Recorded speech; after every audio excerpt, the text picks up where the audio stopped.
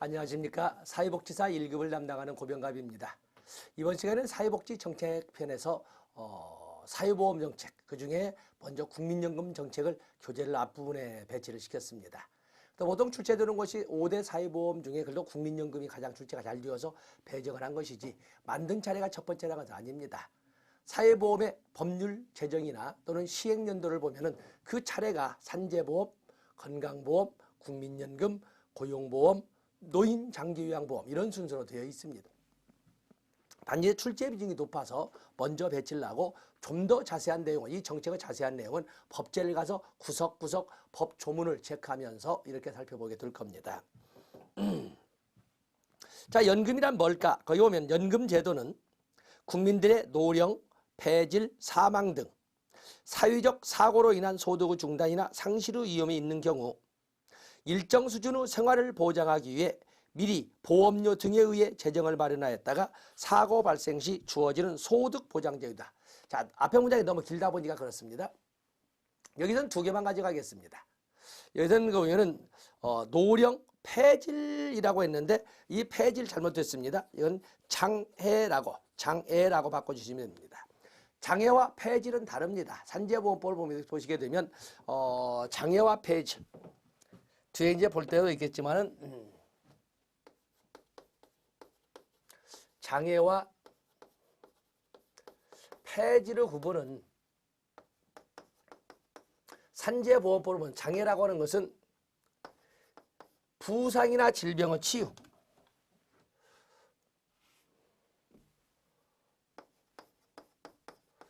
부상이나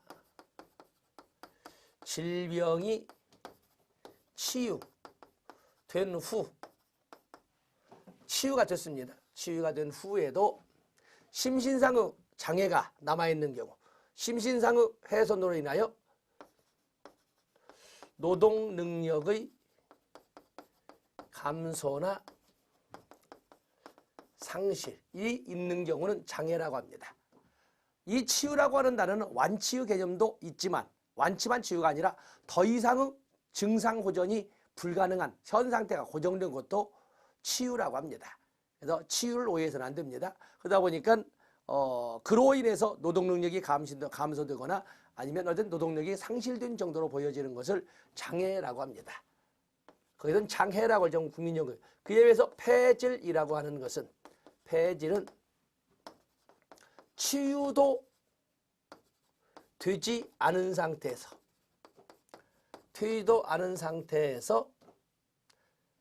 노동 능력이 감소 또는 상실된 것은 폐질이라고 합니다. 폐질. 그래서 장애와 또는 치유가 된 상태냐 아닌 상태냐. 공통점은 노동 능력의 감소나 노동 능력의 상실이라는 것은 알겠는데 치유가 된 상태에서 노동 능력이 상실된 것은 장애. 치유도 되지 않은 상태에서 노동 능력이 상실된 것은 폐질이라고 설명을 합니다. 때문에 앞에 그 교재를 장애로 바꿔주셔야 되겠습니다. 여러분 알다시피 사회보험이라고 하는 것은 사회보장기본법에 의해서 사회보험이란 모든 국민의 사회보험이라 뭐라 되어 있습니까? 사회적 위험으로부터 모든 국민을 사회적 위험을 보험 방식으로 대체함으로써 국민의 소득을 보장하고 건강과 소득을 보장하는 제도인데 국민연금은 소득을 보장하는 제도이죠. 그래서 먼저 소득 보장이 나와 있습니다. 다음에 연금제도의 필요성을 이렇게 설명을 했는데 연금제도의 필요성. 거기 보면 근대적 연금제도의 주례는 산업화와 관련이 있다. 산업화는 가족 구조와 인구 구조의 변화를 초래하여 국민의 복지에 대한 국가 역할을 국민복지에 대한 국가 역할을 증가시켰다. 지금 이 문제를 살짝 바꿔서 만약에 사회정책 이론으로 한다면 바로 길번의 그 내용은 산업화 이론이 되겠습니다. 산업화 이론. 의학기술 발달로 인한 노인 인구수의 증가, 산업화로 인한 노인의 경제적 가치 감소, 또 가족제도 변화로 인한 노인 부양 곤란, 바로 이런 문제 등이 바로 연금제도의 필요성입니다.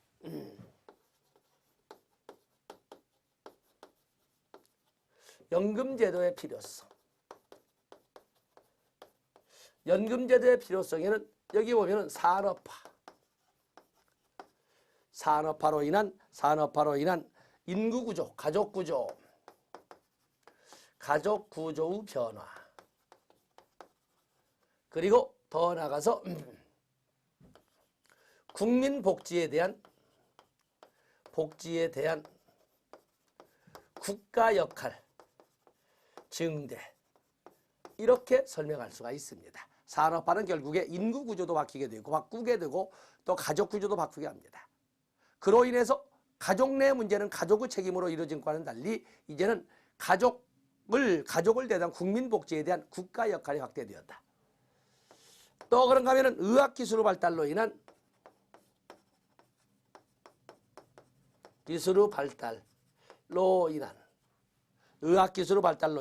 노인 인구수 증가. 또 그런가 하면은 거기 산업화로 인한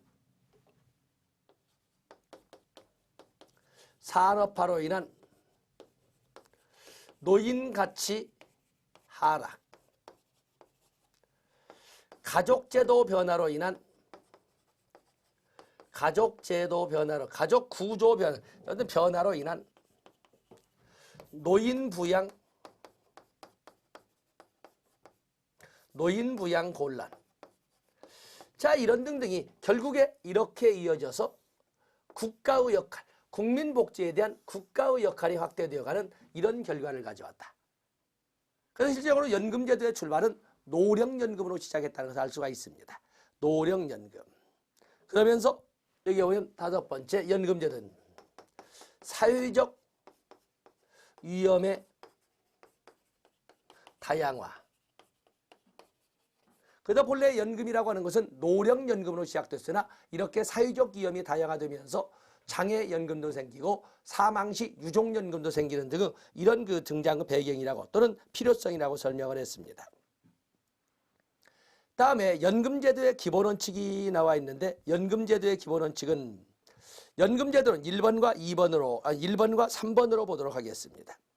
연금제도는 보편적 적용을 위해 법적 강제성을 가지고 모든 국민을 포함시켜야 된다. 이는 사회보험이 가지는 위험분산의 효과, 소득재분배의 효과를 극대화하기 위한 가장 기본적인 조건이다. 사실은 그 가운데 뭔 말이 돼야 되겠어요? 만약에 국가가 법적 강제력을 발동하지 않으면 위험의 발생률이 낮은, 즉 잘 사는 사람들이죠. 위험의 발생률이 낮은 사람들은 가입을 회피하게 되고 가입을 회피하게 되면 소위 위험분산의 본래의 본질적 효과와 또 소득 재분배라고 하는 사회적 기능이 마비가 되어버릴 겁니다. 그래서 가입하기 싫은 사람도 국가가 법으로 강제해서 무조건 가입하도록 하고 있는 것입니다. 그래서 읽어보고 다음에 2번은 여러분들이 보시되 3번 연금제도가 소득 재분배 효과를 가기 위해서는 고소득자는 고부담하지만 조금 서운하게 저급여 방식으로, 저소득자는 보험료를 조금 낼 수밖에 없지만 저부담이지만 그러나 낸 것보다는 좀 더 후하게 고급여의 방식으로 운영되게끔 이렇게 해야 된다. 그래야 사회보험의 본질적 소득 재분배 효과가 활성화될 수가 있다라고 하는 것입니다. 바로 이것을 우리는 사회적 적절성이라고 설명을 합니다. 또 4번적 1번, 3번 봐주시고 다음에 연금제도의 특성을 보시면 법적 강제지역 다 좋습니다. 다양한 위험에 대한 최저 수준의 소득 보장이다. 다양한 것의 소위 소득 보장이다. 그래서 소득 보호 나와 있지요. 다양한 위험에 대한. 종래에는 단지 노인에 대한 그랬는데 사회적 위험이 다변화되면서 장애연금도 사망시 유족연금도 등장한 겁니다. 그리고 개인적 공평성과 사회적 적합성을 같이 고려하지만 그래도 비중은 사회적 적합성이나 사회적 적절성이 더 크다는 것을 말씀드리고 있습니다. 또 급여는 이미 사회에서 사회보험에서 본 것처럼 급여는 증명된 욕구를 원하지 않아요. 이미 규정된 또는 예견된 추정된 이런 욕구에 근거해서 급여가 결정되지 사고가 발생한다면 그걸 증명할 필요가 없습니다. 여기 중요하고 예견된 또는 추정된 또는 규정된 욕구에 기초하고 있다. 이렇게 보시면 되겠습니다. 또 그런가 하면 거기 페이지 넘어가 보세요. 페이지 넘어가보시면 사적연금과는 달리 이 사회보험기금은 충분한 기금 조성의 적립 방식은 아니다. 민간연금이라고 하는 민간 부문에서 이끌어가는 사회보험은 완벽한 이론짜리 하나 틀리지 않은 완벽한 적립을 요구하지만 사회보험은 어느 정도 정확한 어느 정도 완전한 정도이면 됩니다. 그에 비해서 공공부조는 그것을 예상조차 할 수도 없는 거죠. 자, 그 말을 지금 같이 따져보시면 됩니다. 다음에 연금제도의 유형이 나와 있습니다.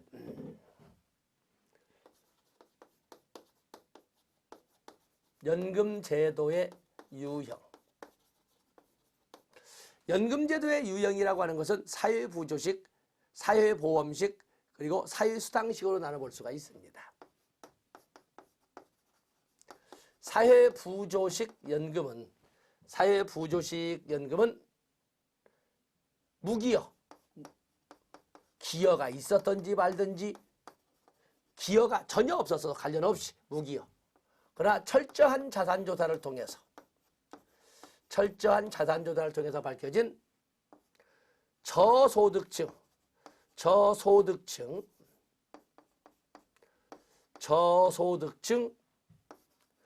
노인 등을 대상으로 저소득층 노인 등을 대상으로 조세를 재원으로 해서 운영하는 방식은 사회부조식 연금이 되겠어요. 그에 비해서 사회보험식 연금이라고 하는 것은 사회보험이라고 해서 출발 자체가 기여로 시작됩니다. 기여.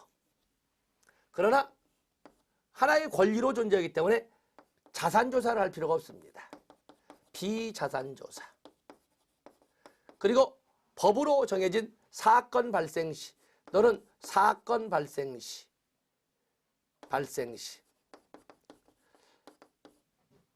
사건 발생자 기여를 하고 사건 발생 또는 조건 구비자를 대상으로 보험료를 주든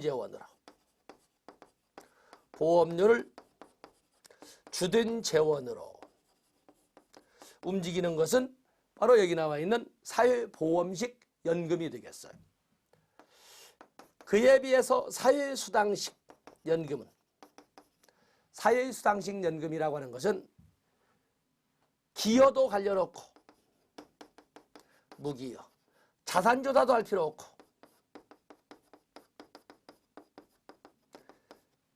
없고 일정 조건 구비자 모두를 대상으로 해서 조세를 가지고 운영하는 것을 사회수당식 연금이라고 합니다.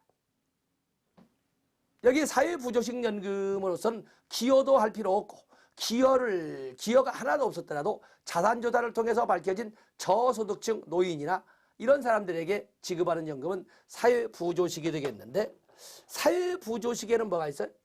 기여와 관련 없이 자산조사로 공공부조 관련된 건 이건 기초연금이나 또는 장애인연금이나 이런 것은 바로 사회부조식 연금이 되겠어요. 그에 비해서 사회보험식 연금은 스스로 기여도를 출발점으로 그리고 자산조사 할 필요도 없이 법으로 정해진 어떤 조건이 구비되거나 어떤 사유가 발생을 하면 지급하는데, 여기는 국민연금이나 4대 직영연금을 가지고 이렇게 우리가 설명해 볼 수가 있습니다. 4대 직영연금. 4대 직영연금이 뭐예요? 공무원연금, 군인연금, 사학연금, 그리고 별정 우체국 직원연금, 이렇게 4가지가 있지 않습니까? 그에 비해서 사회수당식 연금은 일정 연금이기 때문에 우리나라는 현재는 존재하고 있지 않지요. 연금은. 그러나 사회수당은 존재하고 있지만 여기는 연금제도의 유형으로 설명했지만 바로 이 내용을 그대로 가져다가 공공부조, 사회보험, 사회수당의 내용으로 사용해도 아무런 하자가 없습니다. 바로 그 내용이 332페이지에 나와 있고, 그래서 우리가 가지고 가야 될 문제라고 하겠습니다. 다음에 거기 보시면 연금제도의 분류가 나와 있는데 무기여 연금과 거기 보면은 급여 지출에 충당하는 재원 형태에 따라서 무기여 연금과 기여 연금. 우리나라는 어느 쪽입니까? 우리나라는 다 있죠. 무기여 연금에는 기초연금도 있고 장애인 연금도 있지 않습니까? 사회부조식 연금이 무기여 연금이지요. 그에 비해서 기여 연금은 하나가 있죠. 사회보험식 연금으로 우리가 보면 그 종류는 국민연금이나 4대 직영연금을 따져볼 수가 있습니다. 그다음에 연금급여액의 소득연계 여부가 나와 있는데 여기에는 균일약줄인 정액연금제도냐 아니면 소득비례연금이냐. 우리나라는 소득비례연금을 채택하고 있죠. 소득비례연금. 그다음에 확정급여식이냐 확정기여식이냐. 우리나라는 이 확정기여가 되려면 여기 1.2 국민연금 같은 경우는 1.2라고 하는 비례상수가 완성되는 2028년도에 가서야 확정기여식이 될 거예요. 아직까지는 우리는 확정급여식으로. 그래서 고지서가 나오면 오늘 현재부로 언제부터 수급자가 되어서 받는데 얼마를 받을 수 있다라고 확정급여를 이렇게 제시를 해줍니다. 확정급여. 요즘은 컴퓨터로 검색을 해도 여러분의 확정급여액이 얼마인지를 찾아볼 수가 있습니다. 그러나 얼마씩을 내야 될지는 확정할 수가 없죠. 연동이기 때문에. 그래서 우리나라는 확정급여식을 채택하고 있습니다. 다음에 재정운용 방식이 나와 있는데 적립방식, 부가방식, 수정적립방식으로 이렇게 나와 있습니다. 바로 거기도 좀 그래도 말씀드렸지만 보고는 가야 되겠습니다.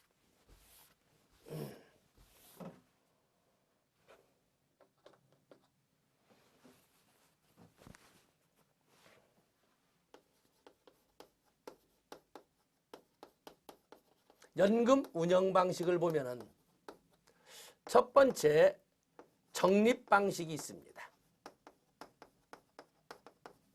연금 운영 방식의 첫 번째 적립 방식이 있는데 이 적립 방식은 나의 소득, 인컴을 현재를 위하여 소비를 하고 미래를 위해서 현재를 위하여 현재 생활을 위하여 소비하고 현재 생활의 소비죠.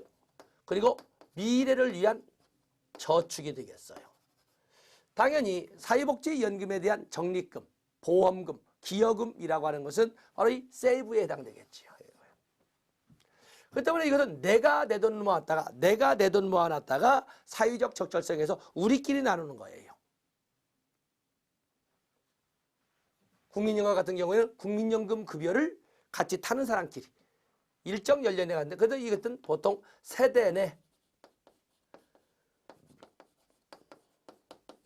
재분배를 하고 이것을 우리는 세대 간 공평성이라고 합니다.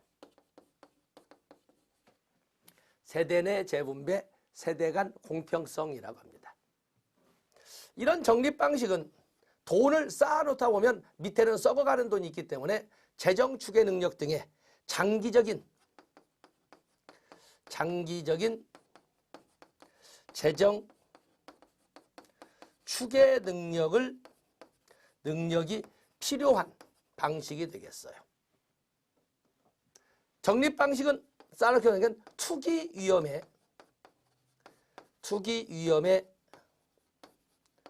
노출될 우려가 있습니다. 투기 위험에 노출될 우려가 있다. 그리고 이 쌓아놓기만 하다 보니까 인플레이션 대책에 취약합니다.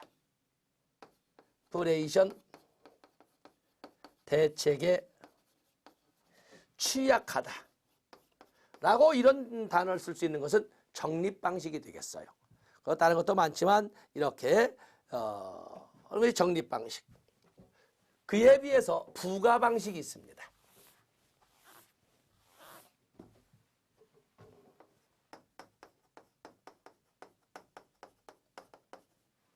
부가 방식을 보면 부가 방식은 나의 인컴을 현재 생활을 위하여 소비하고 그리고 일부는 현재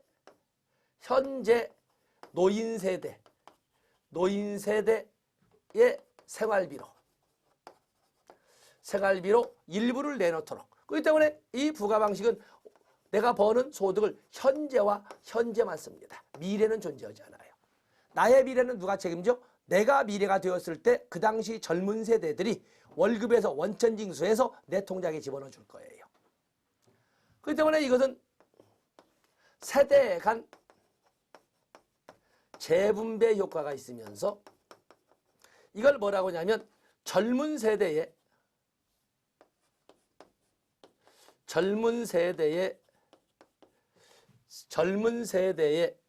집단적 노인 부양이라는 의미를 부여받습니다. 젊은 세대의 집단적 노인 부양이라는 의미를 부여받는 것이 부가 방식이 되겠어요. 이 부가 방식의 특징은 도입과 동시에 완전 시행이나 즉각 지불이 가능합니다. 왜냐하면 바로 내가 이 부가 방식으로 시작한다면 내가 노인이라면 나의 생활비는 바로 이번 달 월급에서 젊은 사람들의 월급에서 원천 징수되어서 내 통장으로 입금될 거예요. 완전 시행도 도입과 동시에 완전 시행도 가능하고 그리고 즉각 지불이 가능을 합니다. 이들은 인플레이션 대책이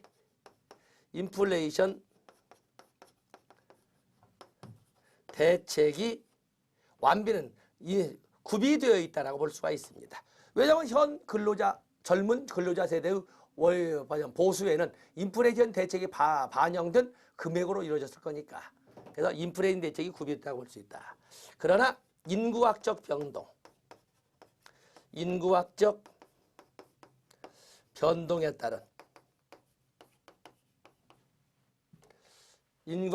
변동에 따른 위험이 발생할 수 있고, 다시 말해서 인구학적 변동이라고 하는 것은 지금 같은 저출산 문제가 되겠는데, 저출산 문제. 바로 이 저출산 문제에서 열심히 벌어서 일부를 현 노인 세대의 생활비를 내놓다가 우연히 뒤를 보니까 내가 나이가 들었을 때 내 생활비를 내줄 젊은 애들이 안 태어나는 거예요. 그런 인구학적 변동을 내 힘으로, 아니면 우리 세대의 힘으로 어찌 할 수가 있는 것이 아니었어요. 그래서 인구학적 변동에 따른 위험 발생, 특히 저출산으로 인한 위험 발생 가능성도 있고, 또 그러면 이런 과정에서 나오는 세대 간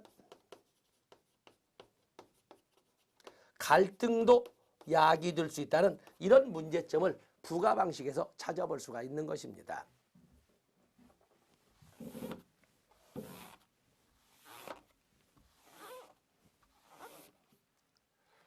그에 비해서 수정적립 방식,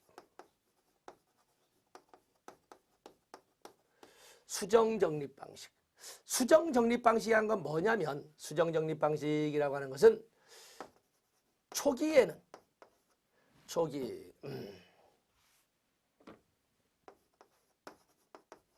초기에는 저부담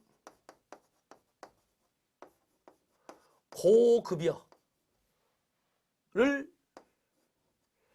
도입하고 점차 진행하면서 후기로 가면 갈수록 이제는 부담 증가, 급여 축소 방식으로 이렇게 이끌어가는 방식을 수정적립 방식이라고 합니다. 우리가 처음에 할 적에는 국민연금, 노령연금 같은 경우에는 비례상수 2.4로 시작했었는데 지금 1.2로 줄어들거든요.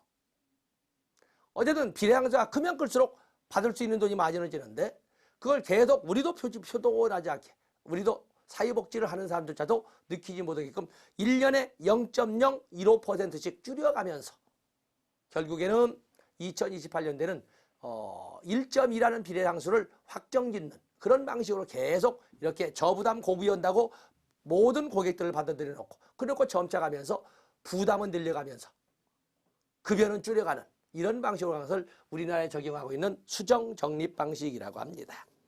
그래서 그에 대한 내용들을 쭉 적어서 334페이지까지 갔습니다. 거기에 국민연금제도의 필요성을 다시 한번 언급을 했네요. 국민연금제도의 필요성을, 연금이 아까 본 것처럼 산업화로 인한 인구구조 변화, 가족 구조의 변화는 결국에 노인 문제를 이야기할 수밖에 없었고, 또 이런 가족 구조의 변화는 결국에 노인 부양의 어려움을 가져오고, 또 의학기술의 발달이라는 것은 의학기술의 발달이나 산업화라고 하는 현대화는 결국에 노인의 지위 하락을 가져왔기 때문에 이제는 국가가 나서지 않으면 안 될 이런 상황에 처했다. 그래서 국민연금이 등장하게 된 것이다. 이 말을 지금 하고 있고, 옛날에는 그렇기 때문에 노령연금으로만 시작됐었지만은 자꾸 사회적 위험이 다변화되다 보니까 다른 위험에 대한 그런 위험에 대한 두려움을 국가가 떠맡을 수밖에 없었는데, 그게 바로 사회보험의 내용, 그중에 사회보험 중에 국민연금의 내용이라고 설명을 했습니다. 그래서 사회적 위험 증대가 나와 있지요. 다음에 소득 보장 기능, 소득 재분배 기능, 국민연금 뭐 이렇게 쭉 나와 있습니다. 다음에 여기 보면 국민연금 자세한 것은 정책론, 법제론에 가서 국민연금 정책 분석하겠습니다만, 여기에서는 거기 목적의 1번, 이 법은 노령, 장애, 사망에 대하여 연금급여를 실시함으로써 국민연금법에서 언급하고 있는 사회적 위험에는 노령, 장애, 사망 세 가지를 열거하고 있습니다. 다음에 가입대상 1번, 가입대상은 국내에 거주하는 국민, 모든 국민이 아니라 국내에 거주하는 국민으로서 18세 이상 60세인 자, 60세 미만인 자를 대상으로 하고 예외도 있다. 그 정도 보시면 됩니다. 다음에 제일 밑에서 셋째를 보면은 급여의 종류, 무엇을 제공할 것인가. 뒤에 노트 정리는 하겠습니다만, 무엇을 제공할 것이냐에 대해서 사회적 위험인 노령의 경우에 노령연금, 장애에 대하여 장애연금, 사망에 대하여 그 가족에 대한 유족연금으로 지급하되 일정 조건이 구비되면 반환 일시금으로 지급할 수 있다. 그래서 정식 급여의 종류에는 노령연금, 장애연금, 유족연금, 반환 일시금 이렇게 4개로 되어 있습니다. 그리고 제일 밑에 줄 연금급여액은 기본연금액 플러스 부양가족 연금액으로 계산한다. 그 정도만 가고 정책이란 이름을 법제에 가서 다시 한번 써서 노트 정리를 하도록 하겠습니다. 다음에 이번에는 국민건강보험을 보시겠어요. 국민건강보험. 자, 국민건강보험. 또 많은 분들이 의료보험, 오리오보험이라는 말을 쓰는데, 도대체 의료보험과 국민건강보험은, 건강보험은 어떤 차이가 있을까? 간단히 말해서 의료보험, 종래는 의료보험이라고 했죠. 1999년, 2000년 초까지도 의료보험이라고 했습니다. 의료보험이라고 하는 것은 사후적, 소극적 치료에 초점을 두는 것은 의료보험이라고 합니다.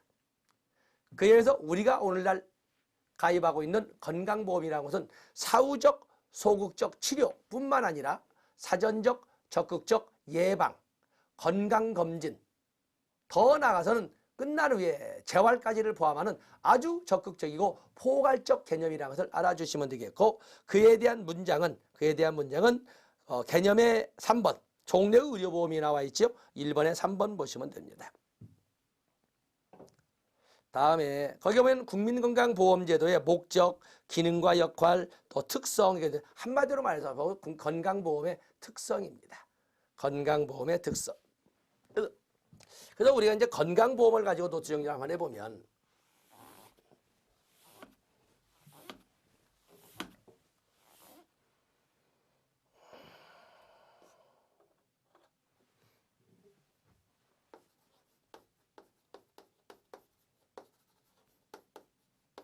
건강보험은 사후적, 소극적 치료뿐만 아니라 사전적, 적극적 예방, 건강검진, 재활까지를 포함한 아주 적극적 개념이다. 이렇게 설명을 했습니다. 건강보험의 특성이라고 이렇게 적고 있는데, 건강보험의 특성을 보면 거기 사회보험의 하나로서, 사회보험의 목적은 뭐죠? 국민 건강과 소득을 보장하는 제도이다. 그런데 건강을 유지하는 데는 정으로 땅파 가지고 되질 않아요. 그래서 건강보장은 당연히 건강보장과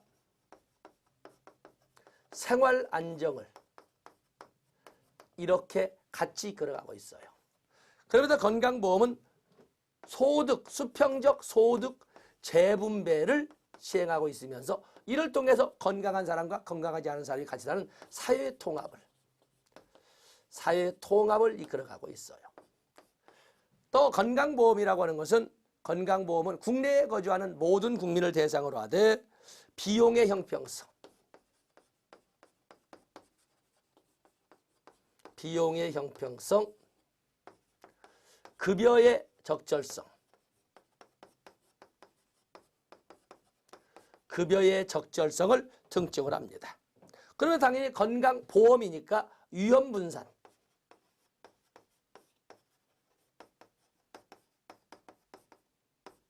자, 위험분산을 특징을 합니다. 또 그런가 하면 여기에서는 당연히 법률에 의한, 건강보험 사회보험이니까 법률에 의한 강제가입, 법률에 의한 강제가입을 또한 특징을 하고 있고, 그리고 당연히 단기보험, 단기보험. 자, 이런 특징을 가지고 있는 것이 건강보험이 되겠어요. 건강보험의 유형은, 건강보험제도의 유형을 보시면 오른쪽 페이지에 나와 있죠?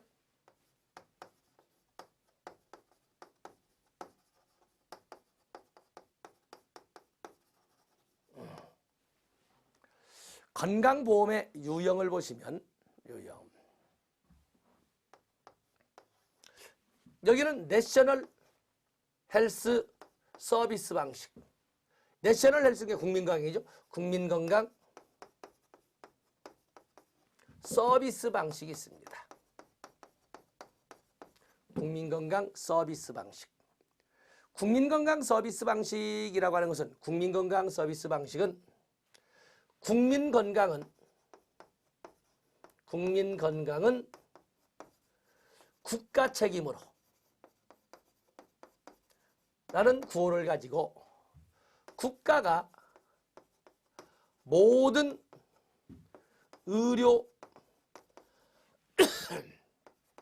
보장기관을 관리하는 이런 방식이고, 조세를 재원으로 운영하는 방식입니다. 일명 조세를 재원으로 해서 조세 방식이라고도 하고, 바로 이게 바로 국민건강은 국가 책임으로 라는 슬로건 아래 모든 의료기관을 국가가 총괄해버리는, 일명 배버리지가 주장했던 포괄적 의료 서비스, 배버리지 방식이라고 이렇게 부르는 것이 내셔널 헬스 서비스 방식. 보편주의 운영이념하에 국가가 모든 의료기관을 장악하고 관리하는, 그리고 세금으로 국민들의 건강을 책임져주는 이러한 것이라고 여러분들이 보시면 되겠습니다. 그에 비해서 내셔널 헬스 인슈어런스, 내셔널 헬스 국민건강, 인슈어런스 보험 방식, 사회보험 방식이라고도 하고, 영어 그대로 한다면 국민건강 보험 방식. 국민건강은 원칙상 자기 책임으로를 슬로건합니다. 원칙이 있다는, 자기가 스스로 책임질 수 없다면 당연히 예외적으로 국가가 개입할 수도 있다, 이렇게 말을 하지 않겠습니까? 그래서 국민건강은 원칙상 자기 책임으로 해서 의료, 소위 국가기관이 아닌 보험자가 의료기관을 관리하고, 국가는 후원 또는 감독만 하는 이런 시스템으로 하는데, 여기는 주로 보험료를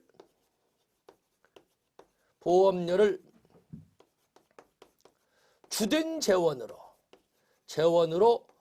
운용하는 방식이 바로 이 내셔널 헬스 인슈런스 방식, 일명 사회보험 방식 또는 비스마르크, 독일의 비스마르크 방식이라고 하는 것. 우리나라로 채택하는 것이 내셔널 헬스 인슈런스 방식을 채택하고 있는 거거든요. 바로 이게 있습니다. 이렇게 특징. 또 그런가 하면은 콘슈머 소버리니티 모델, 콘슈머 소버리니티 소비자 주권 방식. 자기 책임은 자기 건강은 자기 책임으로 하는 미국이 대표적인 영리병원 운영 방식. 이 바로 컨슈머 소버니티 모델이 되겠어요. 여기는 우리가 이제 접근해 갈 수 있는 것은 바로 민간보험 방식이 아니라 국가보건 서비스, 그 옆에다가 국민건강 서비스 방식. 그다음에 사회보험 방식은 말 그대로 내처럴 헬스, 국민건강 보험 방식. 이렇게 해서 조금 전에 여러분들이 직접 손으로 적으셨던 내용을 교재를 통해서 다시 한번 확인해 보시면 되겠습니다. 자, 거기 보시면 국민건강보험이 나와 있는데 여기서는 나중에 법제론에서 다시 정책으로 이제 돌아오겠습니다만 여기에서는 보면은 국민건강보험은 국민의 질병, 부상에 대한 예방진단 치료 재활과 출산, 사망, 건강증진에 대한 보험급여를 실시함으로써 국민건강보험법이 대상으로 삼는 사회적 위험에는 질병, 부상, 출산, 사망, 그리고 건강증진 이렇게 5개를 들고 있다는 것을 체크해 놓으시면 되겠고, 그다음에 국민건강보험상 가입자는 원칙상 국내에 거주하는 국민으로서 직장가입자와 지역가입자로 구성되어 있고 직전가입자와 지역가입자로 구성되어 있고 피부양자도 있다. 보험급여의 종류에는 5가지가 있는데 요양급여, 요양비, 출산비, 부가급여로서 임신, 출산, 진료비, 장애인 보장구 급여, 그리고 건강검진 5개가 있다. 자, 이것도 역시 지금은 그냥 가볍게 지나갑니다. 노트 정리는 법제론에서 하게 될 겁니다. 다음에 고용보험이 나와 있습니다. 고용보험. 지금도 많은 사람들은 실업보험이란 말을 많이 씁니다. 실업보험. 도대체 뭐가 고용보험이고 뭐가 실업보험일까? 그 방식은 의료보험과 건강보험 비교처럼 하시면 됩니다. 의료보험은 사후적, 소극적 치료만 대상으로 하는 데 비해서 건강보험은 그것뿐만 아니라 사전적, 적극적 예방 차원의 노력도 크게 한다는 점에서 차이가 있습니다. 보다 적극적이고 보다 포괄적 개념입니다. 그런 것처럼 실업보험이라고 하는 것은 사후적, 소극적 구빈의 기능만 합니다. 이미 실직 근로자가 된 다음에 그들을 위한 사후적, 소극적 구빈의 대책은 실업보험이라고 합니다.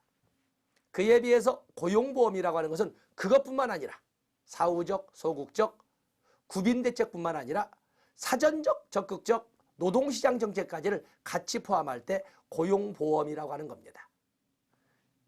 그래서 거기 보시면 고용보험이란 실업급여를 핵심으로 하는 사후적, 소극적 사회보장과 고용안정, 직업능력 개발 사업이라고 하는 사전적, 적극적 노동시장 정책을 가미했을 때 고용보험이라고 합니다. 만약에 뒤에가 없으면 실업보험이라고 하겠죠. 그렇게 이해하시면 됩니다. 다음에 고용보험제도의 특성은 실직 근로자의 생활보장과 고용대책 통합, 실직 근로자의 생활보장을 우리는 실업급여라고 합니다. 다음에 고용대책, 이것은 고용안정, 직업능력 개발 사업을 말합니다. 위의 그림을 문장으로 이렇게 한 줄로 만들어 놓은 겁니다. 다음에 3번과 4번. 일정 기간의 고용 상태를 수급의 최저 요건으로 규정하고 있다. 특히 180일 꼭 기억해 놓으셔야 180일 법제로 볼 겁니다. 다음에 당연히 단기급부, 단기보험이지요. 단기급부입니다. 나머지는 좋습니다. 넘어가 보시고 340페이지로 가서 보시면 고용보험 정책 중에 우리는 여기에다 하나 볼 것을 거기 피보험자 하나 가지고 가겠습니다. 고용보험의 피보험자는 누구를 피보험자로 할까? 당연히 보험에 가입했거나 보험에 가입된 것으로 보는 근로자나 자영업자도 포함됩니다. 고용보험의 피보험자는 고용보험에 가입했거나 가입한 것으로 보는 근로자와 자영업자를 대상으로 하는데 함정이 있습니다. 무슨 법에 근거해서? 미리 말씀드리지만은 고용보험법과 산재보험법에는 보험료 징수에 관한 내용, 보험관계 성립에 관한 내용 등은 본법에도 규정하지 않고 별도의 법인 보험료 징수법에도 규정하고 있습니다. 자, 여기 피보험자는 보험관계가 성립 유무를 결정하는 건데 그래서 뭐에 따라? 고용보험법에 따라가 아니라 보험료 징수법에 따라. 바로 거기 보험료 징수법을 근거로 해서 보험에 가입했거나 보험에 가입한 것으로 보는 근로자와 자영업자의 동원에 쳐넣으셔야 되겠지.를 말한다. 다음에 고용보험사업. 고용보험은 급여라고 하지 않아요.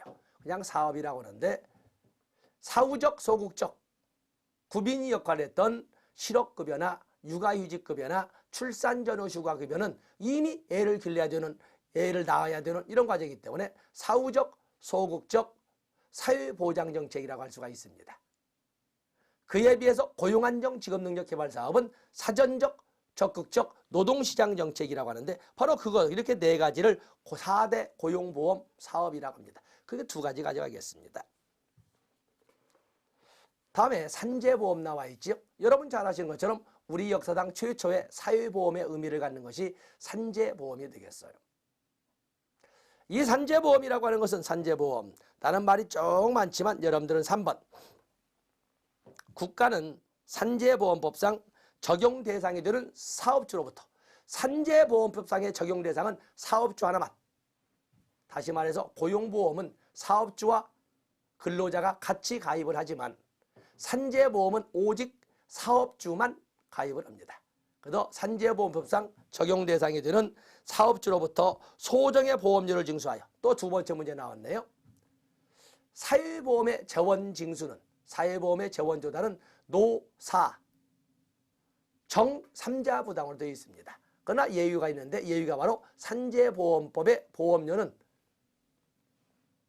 이자 부담입니다. 정부 지원금과 그리고 사업주가 단독 부담하기 때문에 이자 부담이라고 하는 것입니다. 그래서 거기 오시면 사업주로부터 소정의 보험료를 징수하여 피재 근로자에게 보상을 하는 우리나라 최초의 사회보험으로 1963년에 제정되고 1964년부터 시행됐다. 우리가 지었군요. 그것을 정리를 해봤습니다. 산재보험의 특성은 가장 중요한 것이 산재보험의 가장 중요한 것은 바로 무과실 책임에 입각한 사업주의 책임보험의 의미를 갖는 것이 바로 산재보험이 되겠습니다. 산재보험은 조금 전에 말씀드린 것처럼 산재보험은 사업주만 가입을 할 수가 있습니다. 그러다 보니까 사업장 단위로만 관리가 이루어지고 개별 근로자 관리는 이루어지지 않는다. 페이지 넘겨서 342페이지 2번에 있는 내용 꼭 체크를 해놓으셔야 됩니다. 다음에 산재보험의 용어 뒤에 또 보겠습니다만 여기에서는 산재보험의 용어에서는 여러분들은 치유, 장애, 폐질 이 세 단어만 가지고 가도록 하겠습니다. 먼저 치유를 보세요. 치유. 용어에서 치유. 치유는 많은 사람들이 완치를 치유라고 하는데 완치도 치유지만 완치는커녕 더 이상의 증상 호전 가능성은 없고 현 상태가 고정된 상태나 다름없는 상황이 되면은 그것을 치유라고 합니다. 그래서 치유는 완치만 있는 것이 아니다. 꼭 보시고.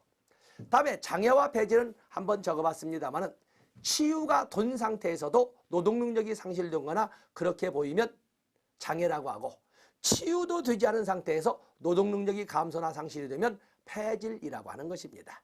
치유가 된 상태냐 아니냐를 가지고 따집니다. 그래서 치유, 장애, 그리고 폐질을 꼭 구별해 주셔야 되겠습니다. 다음에 산재보험급여는 8가지가 있는데 사회보험의 목적이 뭐예요? 사회보험이란 국민 건강과 소득을 보장하는 제도이다. 건강을 보장하는 제도에는 건강보험과 노인장기요양보험이 있고 소득을 보장하는 제도에는 국민연금과 고용보험이 있습니다.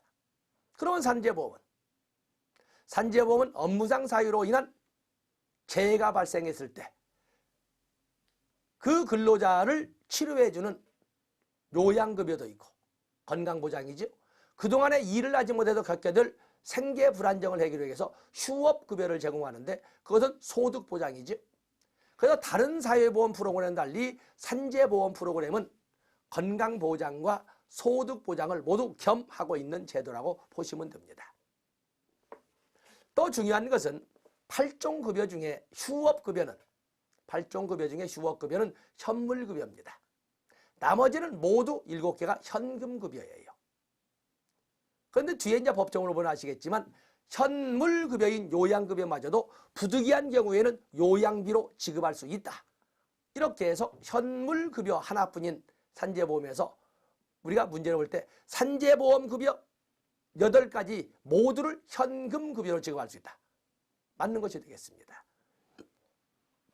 바로 그 내용을 우리가 여기에서 가벼하게, 여기는 지금 쭉 법조문을 다 썼습니다만은, 그래서 요양급여, 휴업급여, 장해급여, 간병급여, 유족급여, 상병보상연금, 장업이, 그리고 직업재활급여 8개를 모두 법조문을 적어놨는데 제가 읽어드리지 않는 것은 법조문을 통해서 다시 한번 봐야 되기 때문에 그렇습니다. 다음에 노인장기요양보험 정책이 있습니다. 노인장기요양보험은 5번째 사회보험으로 2007년에 법률이 제정되고 2008년 7월 1일부터 시행된 것이 되겠어요. 노인장기요양보험은 다양한 건데 적용 대상을 보시면 거기 쭉 내려오셔서 노인장기요양보험의 적용 대상은 다시 말해서 건강보험 가입자가 곧 노인장기요양보험의 가입자고 그 가입자 되어 있습니다. 그래서 적용 대상은 뭘로? 장기요양 거기 보시면 가입자가 된다. 그리고 장기요양 인정 신청 자격 이렇게 되어 있는데 여러분들이 별표하시고 넘어갈 것은 2번 장기요양에 거기 니은번 법조문을 안 쓰고 학문처럼 학처럼 쓰다 보니까 그랬습니다만 원칙적으로는 법률상에는 띄어쓰기 없는 노인 등 이렇게 띄어쓰기 없이 노인 등으로 이렇게 되어 있습니다. 노인 등. 그들이 모두 장기요양의 혜택을 받는 것은 아닙니다. 그 중에 6개월 이상 혼자서 일상생활을 받을 수 없다고 인정되는 자에게만 되는데 그렇기 때문에 보통 우리가 원칙으로 본다면 노인 등입니다. 노인 등은 65세 이상의 노인 또는 65세 미만이라 하더라도 대통령령으로 정한 노인성 질병을 가진 자는 노인장기요양보험법에 적용 대상이 됩니다. 그렇다고 장기요양급여가 지급되는 건 아닙니다. 그들 중에서도 6개월 이상 혼자서 일상생활을 영위할 수 없다고 인정되는 자에게만 장기요양급여를 제공하게 됩니다. 그래서 장기요양급여의 제공, 바로 여기에는 급여에는 재가급여, 시설급여, 특별현금급여가 있고 재원조달에는 국가지원금, 예상 보험료 수입액의 20% 국가지원금이 있고 그리고 주된 재원으로서 보험료가 있고 두 가지는 공공재원이죠. 거기에다가 민간재원으로 본인일부 부담금 제도가 있다. 본인일부 부담금으로서는 시설급여와 같은 경우에는 장기요양급여 비용의 15%를 그에 비해서 시설급여는 장기요양급여 비용의 20%는 본인이 부담하도록 이렇게 되어 있습니다. 그래서 페이지 넘어가 보시면 장기요양보험의 재원에서 3번 국가부담 장기요양보험료의 예상 수입액의 20%를 공단에 지원해주고 그리고 주된 재원인 보험료 징수가 2번에 나와 있지요. 그리고 민간재원으로 본인일부 부담금 15%, 20%가 나와 있지 않습니까? 15%, 20%가 나와 있습니다. 다음에 346페이지 그 아래 본인일부 부담금 아래 보면 장기요양급여의 종류가 이렇게 나와 있는데 장기요양급여의 종류에는 아까 말씀드린 것처럼 재가급여, 우선 제공의 원칙이 적용되는 재가급여, 시설급여, 특별현금급여가 있습니다. 재가급여는 6개의 급여를 장기요양, 방문요양, 방문목욕, 방문간호, 단기보호, 주야간보호, 그리고 기타 재가급여 이렇게 6개가 있는 이 6개의 급여를 암기해 놓으면 나중에 노인복지를 볼 적에 재가노인복지시설에서 제공되는 서비스 5개 방문요양 서비스, 방문목욕 서비스, 단기보호 서비스, 주야간보호 서비스, 기타 방문간호만 빼지면 그대로 노인복지시설 중에 재가노인복지시설의 서비스 5개를 가져가는 입장이 되니까 그냥 암기하고 갑니다. 그다음에 시설급여라고 하는 것은 노인의료복지시설에서 장기간 급여를 인정받는 건데 노인복지법상 노인의료복지시설에는 노인요양시설과 노인요양 공동생활가정이 있습니다. 그에 비해서 특별 현금급여는, 그러면 특별이란 말이 붙었으니까 앞에 있는 재가급여나 시설급여는 현물급여라는 것을 알 수가 있습니다. 특별 현금급여에는 세 가지, 가족 요양비, 특례 요양비, 그리고 요양병원 간병비가 들어 있습니다. 자, 여기는 판서도 않고 여러분에게 기회가 한번 걸쳐보자고 단어를 언급을 했습니다. 이걸 나중에 법제로 넣을 때 5대 사회보험법을 하면서 일일이 판서를 하는 시간을 갖게 될 겁니다. 자, 여기는 이렇게 큰 부담 갖지 않고 한번 먼저 정책론이니까 이렇게 짚고 넘어갔습니다. 자, 이 시간은 여기까지 하고 다음 시간에 공공부조를 가지고 진행하도록 하겠습니다. 고맙습니다.